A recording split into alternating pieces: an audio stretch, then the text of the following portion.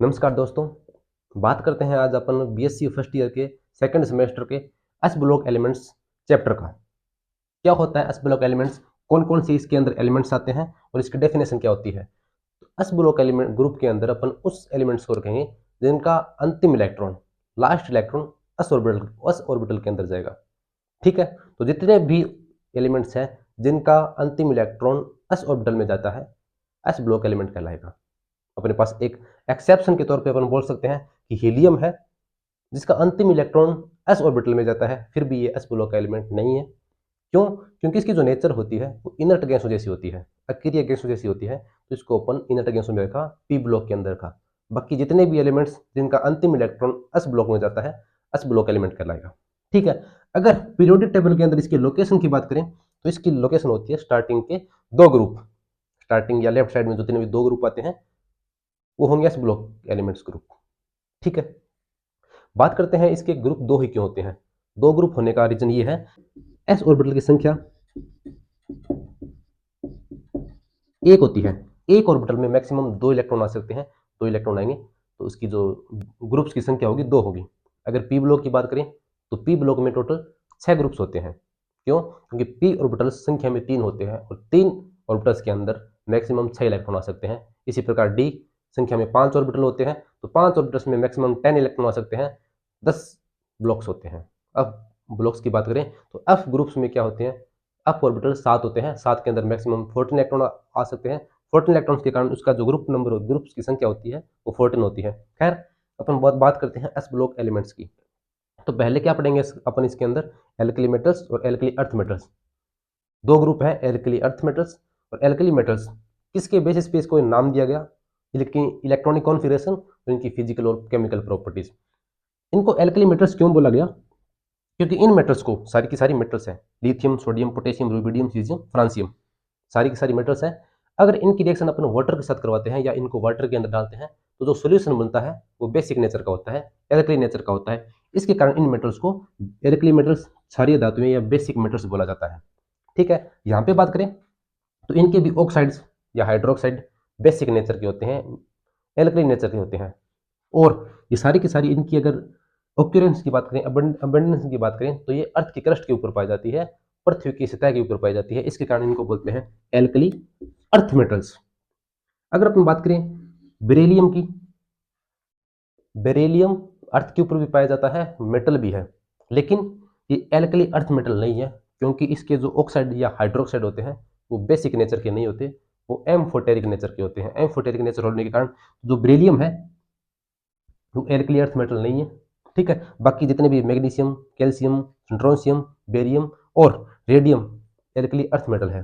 ठीक है, इसमें सारी की सारी एल्कली मेटल्स हैं क्योंकि इनका सारे का सारे का जो जलीय विलीन होता है या एक्वस सॉल्यूशन होता है वो एल्कली नेचर का होता है, पीएच इसकी 7 से ज़्यादा होती है। ठीक है, तो इसका अगर इलेक्ट्रॉनिक कॉन्फिगरेशन की बात करें तो इलेक्ट्रॉनिक कॉन्फिगरेशन होता है 1:2:1। इलेक्ट्रॉनिक कॉन्फिगरेशन में अपन क्या लिखते हैं कि अगर इलेक्ट्रॉनिक कॉन्फिगरेशन बढ़ाना हो तो इसके लिए अपन जो एलिमेंट होता है उससे जस्ट पहले, उससे पहले जो भी इनर्ट गैस आई है उसको ऊपर लिख देते हैं। ठीक है, जैसे यहाँ पे लिथियम है तो यहाँ पे लिथियम से जस्ट पहले आता है हीलियम। तो अगर यहाँ पे हीलियम का इलेक्ट्रॉनिक कॉन्फिगरेशन बन रहा है तो उस इलेक्ट्रॉनिक कॉन्फिगरेशन की जगह अपन हीलियम लिख देते हैं। तो 1:2 की जगह अपन हीलियम लिख देते हैं, तो हीलियम 2:1। सोडियम की बात करें तो सोडियम से जस्ट पहले क्या आता है? नियोन। या तो अपन ये लिख दें, या इससे क्या होता है कि अगर इसके अंदर नियोन जैसा इलेक्ट्रॉनिक कॉन्फिगरेशन बन रहा है तो उसकी जगह अपन नियोन लिख के आगे जो बचा हुआ इलेक्ट्रॉनिक कॉन्फिगरेशन है वो लिख देते हैं। तो 1:2, 2:2, 2p6 इसकी जगह अपन नियोन लिख देंगे और बाकी 3s1 सेम है। इसी प्रकार क्रिप्टोन, क्रिप्टोन में टोटल 19 इलेक्ट्रॉन होते हैं। उससे जस्ट पहले आता है आर्गन, आर्गन के अंदर 18 इलेक्ट्रॉन होते हैं। तो यहाँ पे जो 18 इलेक्ट्रॉनिक वाला इलेक्ट्रॉनिक कॉन्फिगरेशन था उसकी जगह अपन ऑर्गन लिखा और बाद में 4s1। सेम यहाँ पे रूबिडियम में क्रिप्टोन 5s1, यहाँ पे जिनोन 6s1 और फ्रांसियम, रेडोन और 7s1।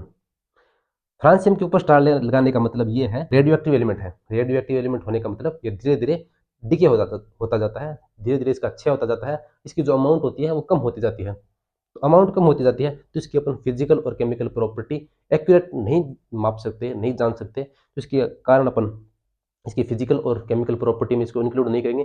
केवल और केवल इनकी इन यूजेस देखते हैं, इसका यूज कैसे हो सकता है, कहाँ कहाँ पे यूज हो सकता है। इसके अलावा lithium, sodium, potassium, rubidium, caesium, ये 5 एलिमेंट के ऊपर ही अपने को डेंसिटी, साइज वगैरह वगैरह जितने भी प्रॉपर्टीज हैं उनका अध्ययन करना है। एल्कली अर्थ मेटल की बात करें, जो पृथ्वी है उसकी सरफेस के ऊपर पाई जाती है, एल्कली अर्थ मेटल कहलाती है। बेरिलियम का इलेक्ट्रॉनिक कॉन्फिगरेशन होता है 1s2 2s2। बेरिलियम से अगर इसके अपन इलेक्ट्रॉनिक कॉन्फिगरेशन की बात करें तो इससे पहले आता है इनर्ट गैस हीलियम। तो यहाँ पे जहाँ पे हीलियम का इलेक्ट्रॉनिक कॉन्फिगरेशन बन रहा है उसकी जगह अपन हीलियम लिख देंगे, तो 1s2 की जगह अपन हीलियम लिख सकते हैं, और बाकी जो बनता हुआ electronic configuration as it is same. Magnesium में 1s2 2s2 2p6 3s2, तो यहाँ पे इसका इलेक्ट्रॉनिक कॉन्फिगरेशन बन रहा है नियोन का, और यहाँ पे 3s2 as it is. Calcium से पहले आता है इनर्ट गैस आर्गन, तो ऑर्गन 18 इलेक्ट्रॉन इसके अंदर आ गए, बाकी 2 बचे हुए थे 4s2 के रूप में। यहाँ पे स्ट्रोंशियम से पहले आता है 36 नंबर पे क्रिप्टॉन, तो क्रिप्टॉन के अंदर 36 के 36 इलेक्ट्रॉन और बाद में 5s2। सेम यहाँ पे बेरियम के अंदर जिनोन 6s2, रेडियम के अंदर रेडोन 7s2।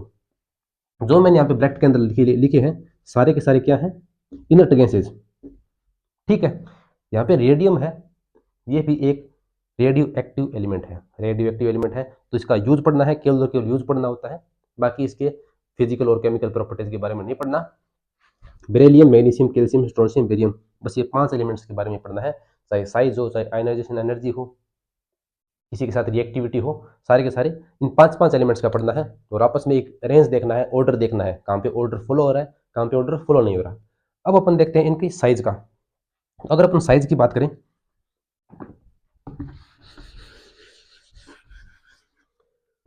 यहाँ पे अगर अपन लिखे लिथियम का, तो ये अपना है न्यूक्लियस, ये है पहला ऑर्बिट, ये है दूसरा ऑर्बिट, तो ये दूसरे ऑर्बिट में एक इलेक्ट्रॉन है, जितने यहाँ पे ये है 1s2 और ये है 2s2, 3 इलेक्ट्रॉन है, मतलब यहाँ पे जो प्रोटॉन है वो भी 3 होंगे।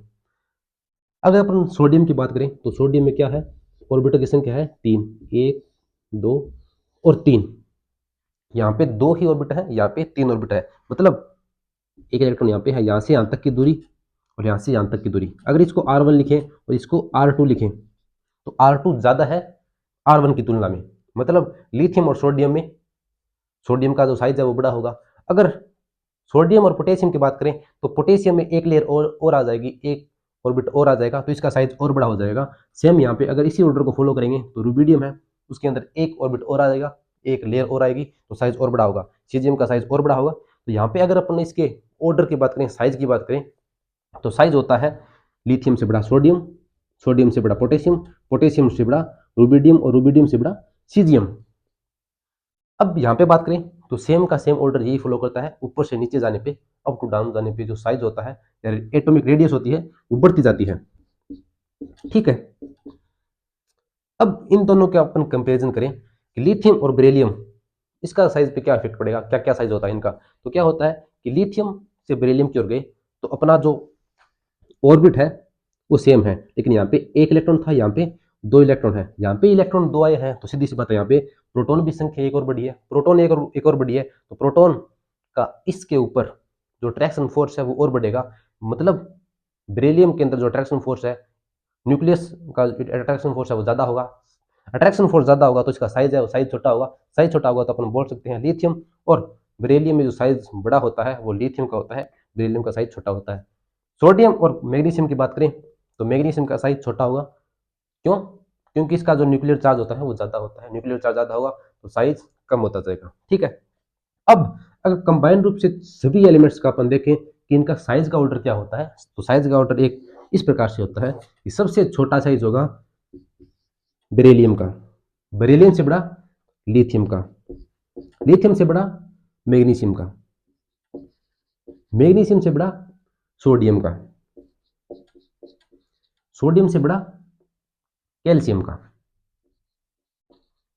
कैल्शियम से बड़ा स्ट्रोंशियम का। अब वहां पे नहीं जाना है, स्ट्रोंशियम से बड़ा बेरियम का, और बेरियम से बड़ा होता है पोटेशियम का, पोटेशियम के बाद में रुबिडियम और रुबिडियम के बाद में सीजियम। ठीक है, यहाँ पे अपने जो रेडियो एक्टिव एलिमेंट्स हैं उनका साइज के बारे में नहीं अध्ययन करना, केवल और केवल इन 5 एलिमेंट्स का देखना है। तो साइज का ऑर्डर क्या होता है कि सबसे छोटा बेरिलियम, फिर lithium, magnesium, sodium, calcium, strontium, barium, फिर पोटेशियम, फिर रुबिडियम और फिर सीजियम, ये होता है साइज का। अगर अपन पूरे पीरियड की बात करें तो पीरियड में अपने अपने पीरियड में जो एल्कली मेटल्स होते हैं उनका साइज सबसे बड़ा होता है। क्यों? क्योंकि इनके अंदर इसी पीरियड की बात करें तो जो इलेक्ट्रॉन जुड़ते जाएंगे वो एक ही ऑर्बिट के अंदर जुड़ते जाएंगे और प्रोटॉनों की संख्या बढ़ती जाएगी, प्रोटॉनों की संख्या बढ़ती जाएगी, तो इफेक्टिव न्यूक्लियर चार्ज है जो न्यूक्लियस का वो बढ़ता जाएगा, और न्यूक्लियर चार्ज बढ़ता जाएगा तो जो साइज है वो कम होता जाएगा। तो अपन बोल सकते हैं कि अपने अपने आवर्त के अंदर, अपने अपने पीरियड के अंदर जो एल्कली मेटल्स होते हैं उनका साइज सबसे बड़ा होता है। किसको छोड़ के? इनर्ट गैसों को छोड़ के। बाकी जितने भी है हेलोजन तक, सभी में सबसे बड़ा इलेक्ट्रॉन होगा लिथियम का सेकंड पीरियड में। थर्ड पीरियड में सबसे बड़ा साइज होगा सोडियम का, फोर्थ पीरियड में पोटेशियम का, फिफ्थ में रूबिडियम का, सिक्स्थ में सीजियम का सबसे बड़ा साइज होगा। ठीक है, ये था अपना साइज का ऑर्डर। अब देखते हैं दोस्तों अपन आयोनाइजेशन पोटेंशियल। एक्चुअली में होता क्या है आयोनाइजेशन पोटेंशियल? तो क्या होता है आयोनाइजेशन पोटेंशियल? एक एनर्जी होती है। एनर्जी क्या होती है कि कोई एटम है, minimum is required energy to remove outermost electron, कम से कम एनर्जी जिससे जो किसी आइसोलेटेड गैसेस एटम का जो बाह्यतम इलेक्ट्रॉन है उसको बाहर निकाला जा सके। बस केवल और केवल बाहर निकालना है, मतलब इलेक्ट्रॉन और न्यूक्लियस के बीच में जो इंटरेक्शन था उसको खत्म करना है, बाहर निकालना है। उसके लिए जो एनर्जी चाहिए उसको बोलते हैं अपन आयोनाइजेशन एनर्जी या आयोनाइजेशन पोटेंशियल। यहाँ पे शब्द लिखे हैं isolated gaseous atom. Isolated gaseous atom होगा, उस इलेक्ट्रॉन को निकालने के लिए जो एनर्जी चाहिए उसी को अपन बोलेंगे आयोनाइजेशन पोटेंशियल। तो एटम का मतलब होता है एटॉमिक फॉर्म में, जैसे यहाँ पे H2 हाइड्रोजन आणविक फॉर्म में है, यहाँ पे H है ये एटॉमिक फॉर्म में है, तो हाइड्रोजन होना चाहिए। दूसरा है गैसियस, इसकी जो स्टेट है वो गैसियस होनी चाहिए, न सॉलिड होनी चाहिए न लिक्विड होनी चाहिए, गैस स्टेट में होनी चाहिए। अगर ये लिक्विड है तो उसको गैसियस फॉर्म में लाना है, या सॉलिड है तो इसको सब्लिमेशन एनर्जी के द्वारा गैसियस फॉर्म में लाना है। ठीक है, आइसोलेटेड का मतलब सिंगल, अकेला हाइड्रोजन होना चाहिए। अब इसमें से जो इलेक्ट्रॉन है उसको बाहर निकालने के लिए जो एनर्जी चाहिए उसको बोलते हैं अपन आयोनाइजेशन एनर्जी। ठीक है, या आयोनाइजेशन पोटेंशियल। जैसे यहाँ पे बात करें तो ये है अपना लिथियम। लिथियम के लिए आयोनाइजेशन पोटेंशियल क्या होगी कि पहले तो इसको गैसियस फॉर्म में लाना है, उसके अलावा आइसोलेटेड होना चाहिए, Li सिंगल होना चाहिए, Li2 के रूप में नहीं होना चाहिए। अब यहाँ पे जो इलेक्ट्रॉन है उसको निकालने के लिए जितनी एनर्जी चाहिए उसको बोलेंगे आयोनाइजेशन एनर्जी। ठीक है, यहाँ पे अपने को देखें, अगर जैसे जैसे जैसे यहाँ पे पॉजिटिव है न्यूक्लियस का, यहाँ पे नेगेटिव चार्ज है इलेक्ट्रॉन का, जितने ये पास होंगे उतना ही उनके बीच में अट्रैक्शन ज़्यादा होगा, और जितने ये दूर होंगे उनके बीच में अट्रैक्शन कम होगा, और जितने ये पास होंगे उसको निकालने के लिए ज़्यादा एनर्जी चाहिए। ठीक, आसानी से नहीं निकलेगा, और जितना ये दूर होगा इलेक्ट्रॉन उसको निकालने के लिए उतनी ही कम ऊर्जा चाहिएगी। ठीक है, तो अगर आईपी का अपन साइज के साथ में और जेड इफेक्टिव, मतलब इनके बीच में इलेक्ट्रॉन और जो प्रोटॉन है या न्यूक्लियस है उनके बीच में जो अट्रैक्शन है जेड इफेक्टिव है, उनके बीच में रिलेशन देखें तो जितना ज़्यादा जेड इफेक्टिव होगा, मतलब इनके बीच में जितना ज़्यादा अट्रैक्शन होगा अपने को निकालने के लिए ज़्यादा एनर्जी की जरूरत पड़ेगी, मतलब जेड इफेक्टिव आयोनाइजेशन पोटेंशियल के डायरेक्टली प्रोपोर्शनल होता है। दूसरा, साइज की बात करें तो जितना बड़ा साइज होगा एनर्जी कम चाहिए, साइज बड़ा एनर्जी कम, एक दूसरे के इनवर्सली प्रोपोर्शनल। ठीक है, अब यहाँ पे बात करें अपन एल्कली मेटल्स और एल्कली अर्थ मेटल्स के बारे में देखना है अपने को, केवल और केवल अष्टबलों के एलिमेंट्स के बारे में। तो यहाँ पे size of alkali metal in their period is maximum. अपने अपने पीरियड में जो एल्कली मेटल्स होते हैं पहला ग्रुप होता है उनका साइज सबसे बड़ा होता है, सबसे बड़ा होगा, साइज बड़ा मतलब आयोनाइजेशन पोटेंशियल कम, आयोनाइजेशन पोटेंशियल का मान कम मतलब जो इलेक्ट्रॉन है वो इजीली बाहर निकल जाएगा। ठीक है, तो अपने अपने आवर्त में जो एल्कली मेटल्स होते हैं उनका आईपी का मान सबसे कम होता है। ठीक है, so attraction between nucleus and electron is minimum, electron easily remove. और जैसे इलेक्ट्रॉन बाहर निकलेगा, जैसे लिथियम है यहाँ से इलेक्ट्रॉन बाहर निकला, Li+ बना, Li+ मतलब इसका इलेक्ट्रॉनिक कॉन्फिगरेशन हीलियम जैसा। अब ये और भी स्टेबल है, एक इलेक्ट्रॉन निकाला स्टेबल हो गया, इलेक्ट्रॉन निकालने के लिए कम से कम एनर्जी चाहिएगी। ठीक है, तो यहाँ पे electron easily remove, lesser energy required and attain inert gas configuration. यहाँ पे इलेक्ट्रॉन को निकालने के लिए बहुत कम ऊर्जा की आवश्यकता होगी। अब इसके बाद में बात करें लिथियम के नीचे आता है सोडियम। तो सोडियम को निकालने के लिए सोडियम का साइज थोड़ा और बड़ा होता है, साइज बड़ा होता है तो मतलब आईपी का मान और कम होगा, इलेक्ट्रॉन इजीली से निकलेगा। क्यों? क्योंकि इसका साइज और बड़ा होगा, साइज बड़ा होगा तो जो बाह्यतम कोश का इलेक्ट्रॉन है, जो भारी भारी इलेक्ट्रॉन है उसको निकालना है अपने को, तो उसका इनके बीच में अट्रैक्शन कम होगा तो इजीली निकलेगा। सोडियम के बाद में नीचे आता है पोटेशियम, तो पोटेशियम का साइज और बड़ा होता है, आसानी से निकलेगा। पोटेशियम के बाद में आता है रूबिडियम और इजी से निकलेगा। और इसके बाद में आता है सीजियम, तो सीजियम का साइज बहुत बड़ा होता है, बहुत बड़ा साइज होगा तो उसको एनर्जी निकालने के लिए, उसको जो इलेक्ट्रॉन है उसको निकालने के लिए बहुत कम ऊर्जा चाहिएगी। ठीक है, मतलब आईपी का मान बहुत कम होगा। अब उसके बेसिस पे अपन अपन अलग अलग यूज कर लेते हैं कि जिसके लिए एनर्जी कम होगी उसका अपन यूज कैसे ले सकते हैं इसके बेसिस पे। जैसे सीजियम है, इसका साइज बहुत बड़ा होता है, जैसे ही थोड़ी सी एनर्जी देंगे इलेक्ट्रॉन बाहर फेंक देगा। इलेक्ट्रॉन बाहर फेंक देगा तो इसका यूज होता है फोटो सेल के अंदर या फोटो इलेक्ट्रोड के रूप में, कैथोड के अंदर इसका यूज होता है। कैथोड का काम होता है इलेक्ट्रॉन निकालने का, इलेक्ट्रॉन निकालेगा, क्योंकि इसके ऊपर थोड़ी सी एनर्जी पड़ेगी तो इलेक्ट्रॉन इजीली बाहर निकाल देगा। साइज वैसे ही बड़ा होता है, इलेक्ट्रॉन जैसे जितना ज़्यादा निकालेगा फोटो सेल के अंदर उतना ही ज़्यादा महत्वपूर्ण होगा, इंपॉर्टेंट होगा। अगर इसके इलेक्ट्रॉनिक कॉन्फिगरेशन की बात करें तो इलेक्ट्रॉनिक कॉन्फिगरेशन NS1 होता है। जैसे एक इलेक्ट्रॉन निकालेगा तो इसका इलेक्ट्रॉनिक कॉन्फिगरेशन कैसा हो जाएगा, इनर्ट गैसों जैसा, और ये स्टेबल हो जाएगा। ठीक है, अब अगर अपन बात करें तो after removal one electron alkali metals attain inert gas configuration, so their oxidation state is always +1। मतलब एक इलेक्ट्रॉन निकालने के बाद में इसका जो इलेक्ट्रॉनिक कॉन्फिगरेशन होता है वो स्टेबल हो जाता है। अब इसके अंदर से अपन दूसरा इलेक्ट्रॉन निकालेंगे, मतलब यहाँ पे अपने पास लिथियम था, मानो लिथियम से एक इलेक्ट्रॉन निकाला, क्या बना, Li+। एक इलेक्ट्रॉन निकालने के बाद में अब अगर अपन दूसरा इलेक्ट्रॉन निकालने चाहेंगे तो क्या होगा, वो किसके अंदर से निकालेंगे, He के अंदर से। इलेक्ट्रॉनिक कॉन्फिगरेशन की बात करें तो He के जैसा ही होगा, तो उसके लिए बहुत ज़्यादा ऊर्जा चाहिएगी। बहुत ज़्यादा ऊर्जा होने का मतलब इनके बीच में फर्स्ट इलेक्ट्रॉन निकालने के बाद में दूसरा इलेक्ट्रॉन निकालेंगे तो उनमें एनर्जी गैप बहुत ज़्यादा होता है, बहुत ज़्यादा होता है। मतलब इलेक्ट्रॉन है वो नॉर्मल कंडीशन के ऊपर बाहर नहीं निकल सकता, तो ये +1 ऑक्सीडेशन स्टेट ही दर्शाते हैं। मतलब एक इलेक्ट्रॉन बाहर निकाल के स्टेबल और कॉन्फिगरेशन दर्शा लेते हैं, स्टेबल कॉन्फिगरेशन अटेन कर लेते हैं। ठीक है, चाहे लिथियम हो, चाहे सोडियम हो, चाहे पोटेशियम हो, जितने भी एल्कली मेटल्स हैं एक एक इलेक्ट्रॉन निकालने के बाद में स्टेबल इलेक्ट्रॉनिक कॉन्फिगरेशन निकाल देते हैं। और दूसरा इलेक्ट्रॉन निकालने के लिए बहुत ज़्यादा एनर्जी की आवश्यकता होगी, जो कि नॉर्मल कंडीशन के ऊपर संभव नहीं है। अब +1 के अंदर ही होते हैं, मतलब एक इलेक्ट्रॉन निकाला तो मतलब माइनस चार्ज बाहर फेंका है, माइनस चार्ज बाहर फेंका है मतलब प्लस चार्ज इंक्रीज हुआ है, तो इसकी ऑक्सीडेशन स्टेट होती है वो हमेशा +1 होती है। जैसे K2O, इसके अंदर निकालें पोटेशियम की तो अपने को पता है कि +1 आ रही है, लेकिन कोई पूछ ले कि KO2 के अंदर पोटेशियम की ऑक्सीडेशन स्टेट क्या होगी, तो ऐसा नहीं निकालना कि इसकी -2 × 2 के की +4 होगी, नहीं। पोटेशियम की जब बोले तो एल्कली मेटल्स की जितने भी मेटल्स होते हैं सभी की +1 ऑक्सीडेशन स्टेट होती है, तो यहाँ पे भी +1 ऑक्सीडेशन स्टेट स्टेबल है, तो यहाँ पे भी +1 ऑक्सीडेशन स्टेट है इसकी पोटेशियम की, चाहे KO2 हो चाहे KO3 हो, कुछ भी हो +1 ऑक्सीडेशन स्टेट ही होगी। ठीक है, अब अपन बात करते हैं एल्कली अर्थ मेटल की, उनका आयोनाइजेशन पोटेंशियल क्या होता है, उन दोनों बीच एल्कली मेटल्स और एल्कली अर्थ मेटल के बीच में किसका ज़्यादा होता है किसका कम होता है, क्या क्या डिफरेंस होता है वो पढ़ते हैं अपन। दूसरा यहाँ पे था कि एक इलेक्ट्रॉन निकालने के बाद में केवल और केवल एक बॉन्ड बनाएगा, तो सोडियम, लिथियम, पोटेशियम जितने भी हैं वो एक वैलेंसी शो करते हैं, मतलब NaCl के रूप में पाया जाता है, NaCl2 के रूप में नहीं पाया जाता, LiCl के रूप में पाया जाता है, LiCl2 के रूप में नहीं पाया जाता। ठीक है, KCl के रूप में पाया जाता है, KCl2 के रूप में नहीं पाया जाता। क्यों? क्योंकि एक इलेक्ट्रॉन होता है, एक इलेक्ट्रॉन बाहर निकालने के बाद में दूसरा इलेक्ट्रॉन निकालने के लिए बहुत ज़्यादा एनर्जी की आवश्यकता होती है, जो कि नॉर्मल कंडीशंस के ऊपर पॉसिबल नहीं है।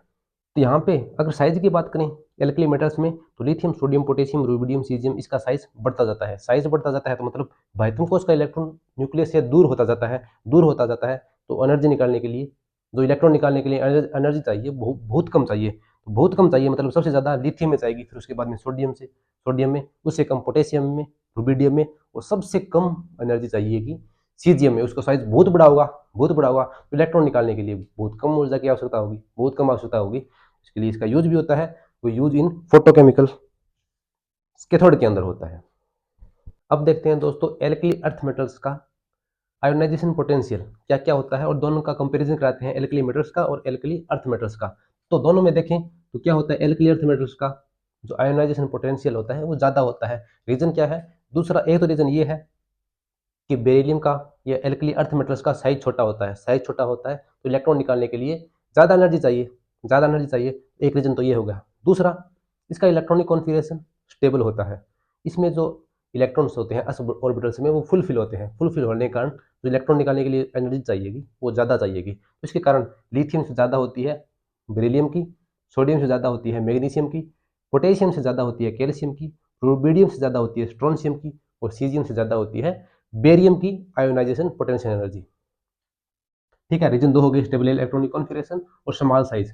सो अब इलेक्ट्रॉन निकालने के लिए अपने को ज़्यादा ऊर्जा चाहिए। ज़्यादा ऊर्जा चाहिए तो पहले अपन लोग क्या करते हैं कि यहाँ पे जो बेरिलियम है उसको एटॉमिक फॉर्म में लेंगे और गैसियस फॉर्म में लेंगे। ठीक है, एटॉमिक फॉर्म में आइसोलेटर मतलब सिंगल बेरिलियम लेंगे और गैसियस फॉर्म में लेंगे। इस यहाँ पे Be गैसियस फॉर्म में लिया तो इसका इलेक्ट्रॉनिक कॉन्फ़िगरेशन क्या है 1s2 2s2। अब बाह्यतम कोश का अपने को एक इलेक्ट्रॉन निकालना है आउटर मोस्ट का, तो आउटर मोस्ट है 2s2, इसमें से एक इलेक्ट्रॉन निकालेंगे तो क्या बनेगा 1s2 2s1। अब क्या है कि एक स्टेबल नहीं है, इनर्ट गैसों जैसा कॉन्फ़िगरेशन नहीं है, इनर्ट गैसों जैसा कॉन्फ़िगरेशन नहीं है तो मतलब ये है Be+1। अब इसमें से अपन एक इलेक्ट्रॉन और निकाल सकते हैं, मतलब एक इलेक्ट्रॉन और निकालेंगे, एनर्जी देंगे तो एक इलेक्ट्रॉन और निकल सकता है। ठीक है, एक इलेक्ट्रॉन और देंगे, मान लो ये तो है Ip फर्स्ट।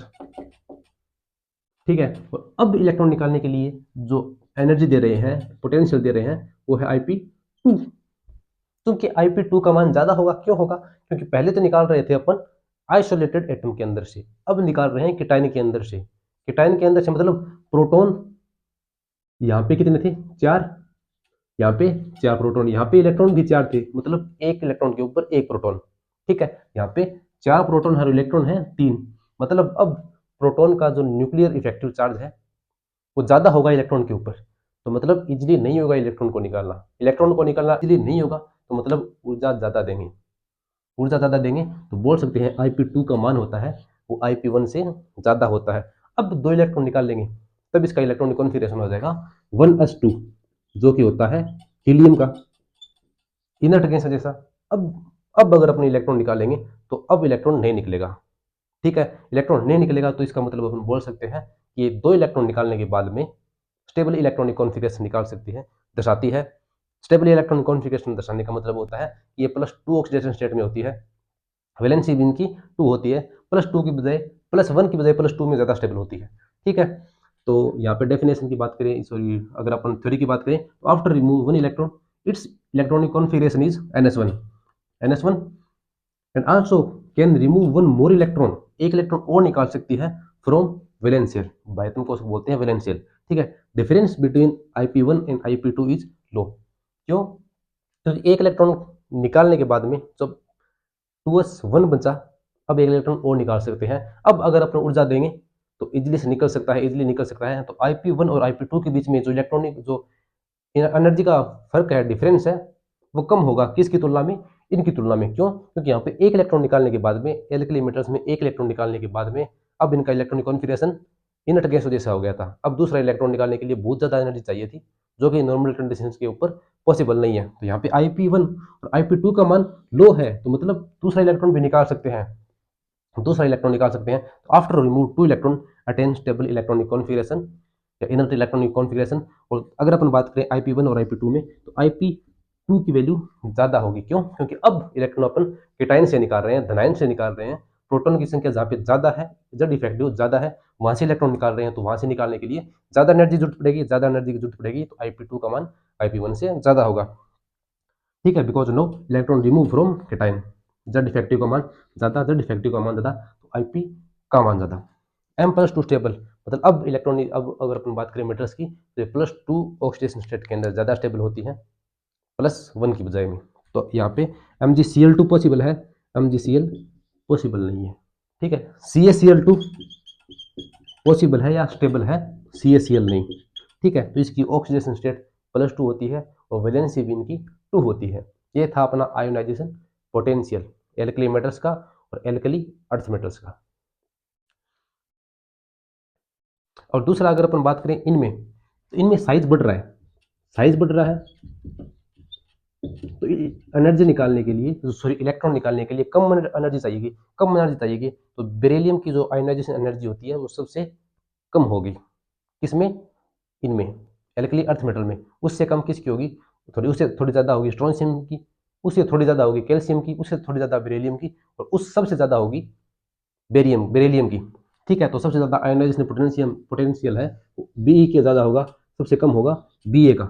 ठीक है, अब अगर अपन बात करें इसकी ऑक्सीडाइजिंग और रिड्यूसिंग नेचर की, तो यहाँ पे रिड्यूसिंग नेचर क्यों होगी, क्योंकि ये एक इलेक्ट्रॉन या दो इलेक्ट्रॉन डोनेट कर रही है। ये एक इलेक्ट्रॉन डोनेट कर रही है, ये दो इलेक्ट्रॉन डोनेट कर रही है। तो जो जिस स्पीशीज को ये इलेक्ट्रॉन डोनेट कर रही है, तो मतलब सामने वाली इलेक्ट्रॉन एक्सेप्ट कर रही है, इलेक्ट्रॉन एक्सेप्ट करने को बोलते हैं रिडक्शन। क्योंकि रिडक्शन ये मेटल्स रिडक्शन कर रही है, मतलब ये होगी रिड्यूसिंग एजेंट। ठीक है, तो ये रिड्यूसिंग एजेंट की भांति व्यवहार करती है। ठीक है, सबसे अच्छी रिड्यूसिंग एजेंट जो इलेक्ट्रॉन है ये इजिली रिमूव कर सकता है, इजिली हटा सकता है। इजिली इलेक्ट्रॉन देगा तो सामने वाले का जो रिडक्शन है वो इजिली होगा, तो ये अच्छा रिड्यूसिंग एजेंट होगा। ठीक है, अच्छा रिड्यूसिंग एजेंट होगा सीजियम। ठीक है, ये था ऑक्सीडाइजिंग या रिड्यूसिंग पावर के बेसिस पे आयोनाइजेशन पोटेंशियल।